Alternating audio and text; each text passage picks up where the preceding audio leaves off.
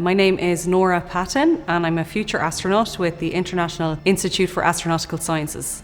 The next step in my journey is to fly to space with my research institute IIAS and Virgin Galactic. I absolutely do think back to when I was that young child growing up in the west of Ireland, and what an impossible dream and an impossible ambition this was back then. I've had so many messages from parents, from kids, from teachers, from many different parts of society, so it's just been a phenomenal boost.